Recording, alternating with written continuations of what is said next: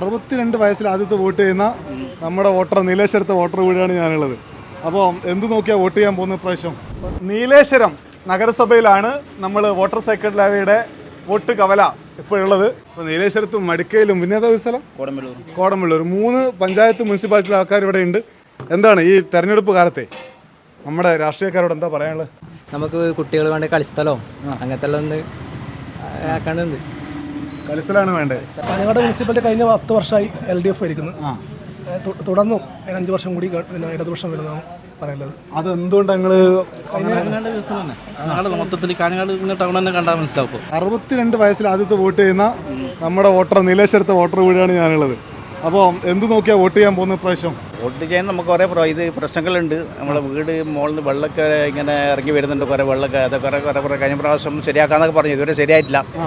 എന്നിപ്പോൾ vote ചെയ്തിട്ട് വരുമല്ലോ ആൾക്കാർ. അന്നേരം നോക്കാം എന്താ പറയുന്നത്.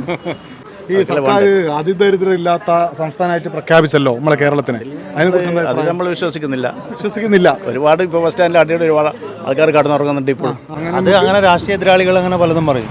അത് നോക്കണ്ട. നമ്മൾ LDF സർക്കാർ നല്ല രീതിയിലാണ് ഇപ്പോൾ കേരളം ഭരിച്ചുകൊണ്ടിരിക്കുന്നതും എല്ലാ വിഷയത്തിലും. എങ്ങനെയുണ്ട് ഇവിടുത്തെ നിങ്ങളെ നഗരസഭ? സൂപ്പർ. നഗരസഭയിലെ ഭരണമൊക്കെ എങ്ങനെയുണ്ട്? നഗരസഭയിലെ ഭരണം നല്ല ഭരണം തന്നെ. പിന്നെ പിണറായി വിജയന്റെ അടിപൊളി ഭരണമല്ലേ. നിങ്ങളൊക്കെ CPM ആയതുകൊണ്ട് പറയുന്നതാണോ? അല്ല CPM ആയതുകൊണ്ടല്ല, നല്ല ഭരണം തന്നെയാണ്. പിന്നെ ഞാൻ വിധവയാണ്. വിധവ പെൻഷൻ എന്ന് പറഞ്ഞാൽ ഇപ്പം 2000 ആക്കിയിട്ടുണ്ടല്ലോ. സന്തോഷം അതുകൊണ്ട്. നാട്ടിലെ റോഡൊക്കെ എങ്ങനെയുണ്ട്? എല്ലാ റോഡും പിന്നെ കുറച്ച് കാലങ്ങളായിട്ട് നന്നായിട്ട് പോയിട്ടുണ്ട്. സംസ്ഥാനത്താകമാനം ഈ കാസർഗോഡ് മുതൽ തിരുവനന്തപുരം വരെ സഞ്ചരിച്ച് ആളുകളുടെ അഭിപ്രായം ഈ തെരഞ്ഞെടുപ്പിൽ എന്ത് എന്ന് നമ്മൾ മാതൃഭൂമി ന്യൂസിലൂടെ ജനങ്ങളെ അറിയിക്കും. മോട്ടോർ സൈക്കിൾ ഡയറി യാത്ര തുടരുന്നു. ഇവിടെ നീലേശ്വരത്ത് നിന്ന് മറ്റൊരിടത്തേക്ക്.